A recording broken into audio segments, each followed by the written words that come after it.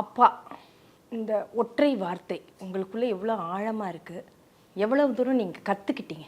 நீங்கள் சொன்ன மாதிரி அப்பான்ற அந்த வார்த்தை வந்து ஒரு மிகப்பெரிய தாக்கத்தை வாழ்க்கையில் எனக்கு ஏற்படுத்தின ஒன்று. ஏன்னா எல்லாமே அவருடைய கரம் பிடித்து வந்தது. இன்றைக்கு நாம் எந்த இடத்துல இருக்கிறோமோ அந்த இடத்துக்கு நம்மளை இப்படித்தான் நீ இருக்கணும்னு உருவாக்குனவர் அவர்.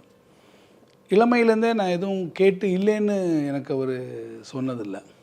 ஆனால் நீ தேர்ந்தெடுக்கிறது இதுவாக இருந்தால் நல்லா இருக்கும்ன்றதை என்னை எப்பயுமே நெறிப்படுத்திட்டு வந்திருக்கிறார். சஜஷன் மட்டும் எப்பயுமே சொல்லுவார்.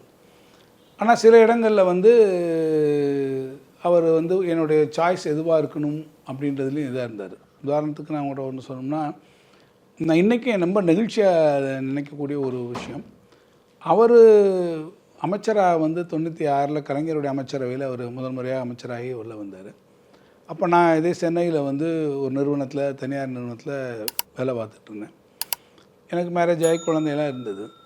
ஆனால் ஜெயிச்சு வந்த அன்று ஒரு அமைச்சராக பதவியேற்றுக்கொண்ட அந்த இரவு என்னை அழைச்சி சொன்னார், நீ எந்த வீட்டில் இப்போ இருக்கியோ அங்கேயே தான் இருக்கணும். அமைச்சர் என்கின்ற முறையில் அரசின் சார்பாக எனக்கு கொடுக்கப்படக்கூடிய அந்த வீட்டில், அரசாங்க மாளிகையில் வந்து நீ இருக்கக்கூடாது என் கூட அப்படின்னு என்னை சொன்னார்.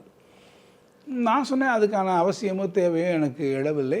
நான் என்னுடைய சுய காலில் எப்போதுமே இருந்து பழகியிருக்கேன்ப்பா, எனக்கு அது தேவையில்லை, ஏன் என்கிட்ட சொல்கிறீங்கன்னு கேட்டார். அப்போ அவர் சொன்னார், அப்படி இல்லைப்பா, தப்பாக நான் சொல்கிறேன்னு நினைக்காத, பையன் அப்பா அம்மாவோட இருக்கிறதுன்றது உலக இயல்பு. ஆனால் நீ என் கூட வந்து இருந்தீன்னா உன்னை வந்து என்னை வந்து சந்திக்கக்கூடிய பலதரப்பட்டவங்க உன்னை வந்து சந்திக்கக்கூடிய ஒரு வாய்ப்பு வரும். அது வெளியே வந்து ஒரு வேறு தோற்றத்தை உருவாக்கும். அது உனக்கும் தேவையற்ற ஒன்று. இதுலேருந்தெல்லாம் நீ விலகி இருந்துக்கணும் அப்படின்னு எனக்கு அட்வைஸ் பண்ணார்.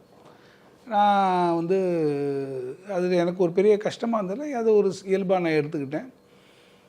ஆனால் வந்து கால சூழ்நிலைகள் எப்படி கொண்டு வந்ததுன்னா, எங்கே என்னை வந்து வர வேணாம்னு அவர் என்னை தடுத்தாரோ அதே இடத்துல வந்து நான் ஒரு அமைச்சராக வர வேண்டிய சூழ்நிலையை எனக்கு அவரே உருவாக்கிட்டார். அவர் இருந்தால் நான் இங்கே வர வேண்டிய தேவை எழுந்திருக்காது.